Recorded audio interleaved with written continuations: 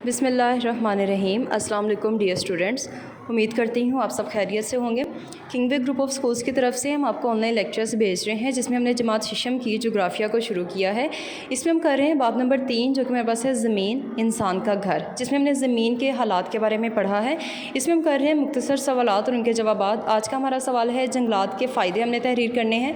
तो जंगलात के बहुत से फ़ायदे हैं, बेशुमार फ़ायदे हैं, जिसमें इसमें हम ताज़ा ऑक्सीजन ही हमें फ़राहम करते हैं और सनत का इन्हसार इस पर है, ज़राए आमदोरफ्त का इन्हसार भी जंगलात पर है। और कुर्रा हयात और इंसान का माहौल से ताल्लुक़ क्या है कि ख़ुराक के हसूल के लिए इंसान मछली, परिंदों, जानवरों का शिकार करता है। उसके अलावा जानवरों से माहौल के मुताबिक काम भी लिया जा सकता है। ये कुर्रा हयात और इंसान का ताल्लुक़ है।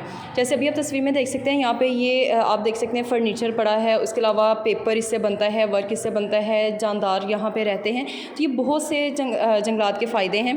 उसके अलावा बेशुमार आप ख़ुद भी नेट से सर्च कर सकते हैं। तो ये हमारा आज का काम है। आपने इन सवालात को बहुत अच्छे से याद करना है, अपनी स्कूल कॉपी पर लिखना भी है। आप खुद से भी नेट से इसको सर्च कर सकते हैं। ये आपने याद करना है। Stay home, stay safe.